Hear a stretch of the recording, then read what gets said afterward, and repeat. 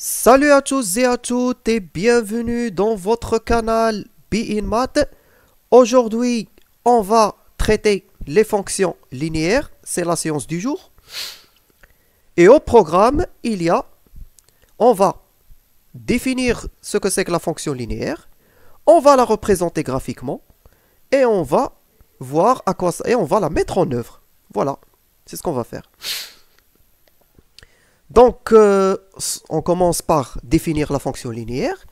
Alors, une fonction linéaire, c'est une fonction qui est associée à tout nombre réel x, à un autre nombre réel y, tel que y est égal à a fois x.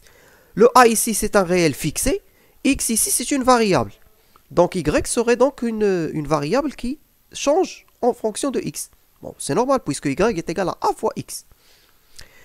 Alors, le graphique de ce qu'on appelle fonction linéaire, le graphique c'est une droite qui passe par l'origine du repère. Comme vous pouvez le voir ici, comme vous pouvez le constater. Donc en bleu, c'est ça la représentation graphique de la fonction linéaire. Elle passe par l'origine du repère. Le coefficient A s'appelle le coefficient directeur. Et en fait, on va reprendre ce terme lorsqu'on parlera d'équation d'une droite. Donc voilà, je vous annonce déjà qu'il va y avoir une séance où on va parler de l'équation d'une droite. Le nombre y, quant à lui, il s'appelle l'image de x. Et on le note comme ça, f de x égale y. Ça s'écrit comme ça, f, entre parenthèses, x égale y. Et ça se lit f de x égale y. Donc, voilà. On passe, voilà pour la définition. Maintenant, qu'en est-il du coefficient directeur? On va se pencher un peu plus sur le coefficient directeur. Alors, le coefficient de A, il indique le sens de variation. Il indique le sens de variation de y quand x augmente. Autrement dit, A, c'est y sur x. Donc, autrement dit, c'est f de x sur x. Et là, comment on peut déterminer le sens de variation? Eh bien, le signe de A qui va le déterminer. Si A est positif, la droite va monter, comme vous pouvez le voir ici. Ça, c'est le cas de A positif. Le coefficient ici, c'est-à-dire le coefficient directeur, est positif. S'il était négatif, eh bien, vous aurez, je vais vous le tracer, je vais essayer de le tracer. Donc, vous aurez une ligne de ce genre. Bon, pardonnez-moi, c'est pas une parfaite ligne, mais en fait, voilà, elle doit passer par l'origine du repère et elle va se pencher, elle va se diriger vers le bas, comme ça. C'est ça le cas de A négatif, la droite va donc descendre. On efface et on continue. Maintenant, on passe à la représentation graphique, puisqu'on a tout dit à propos de la définition. Alors, comment tracer la droite y est égal à ax? Donc, c'est ça ce qu'on appelle l'équation d'une droite, et on va détailler ça dans une autre vidéo. Y est égal à x.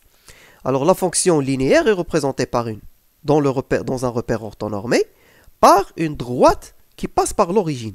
Mais comment on va le représenter? Ben, tout simplement, bien sûr, ceci, on va l'appeler une équation de la droite, y égale à x.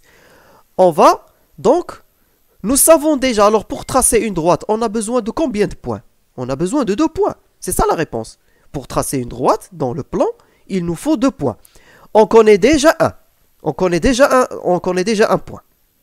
C'est celui-là, l'origine. Donc c'est ça. Voilà, on sait déjà qu'elle passera par là. Donc il ne nous reste plus qu'à déterminer un autre point.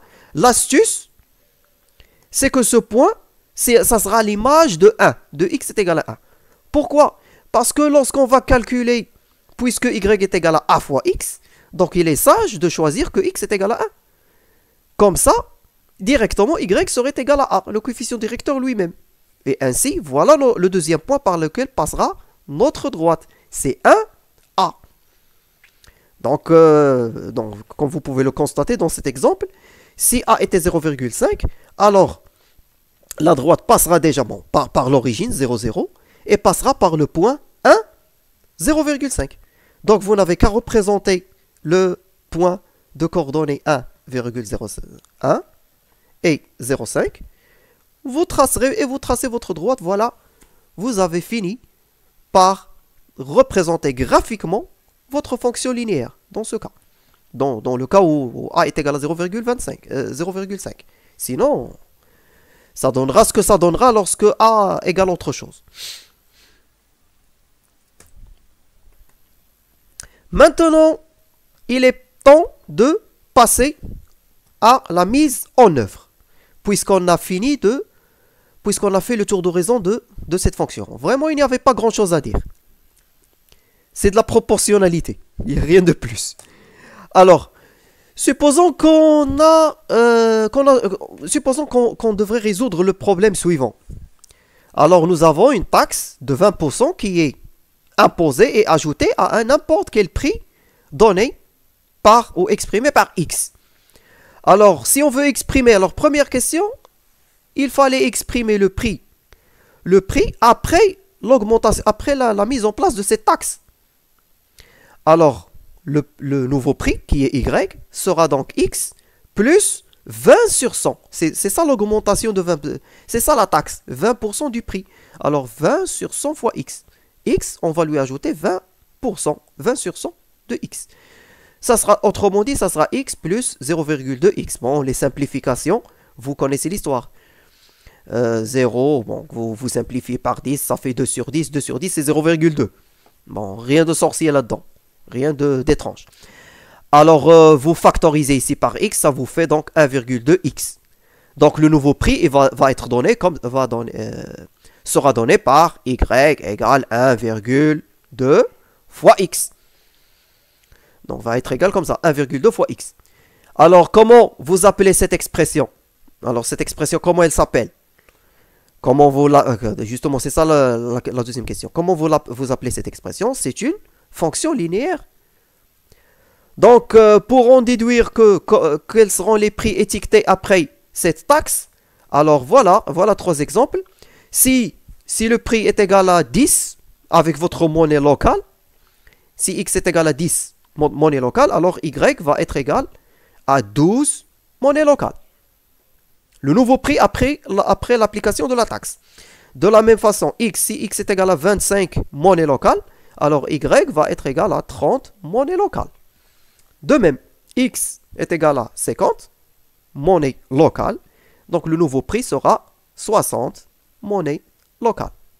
Vous n'avez qu'à faire les calculs vous-même, donc 1,2, vous la multipliez par... Si vous la multipliez par 10, ça fait 12, si vous la multipliez par 25, ça fait 30, si vous la multipliez par 50, ça fait 60. Voilà.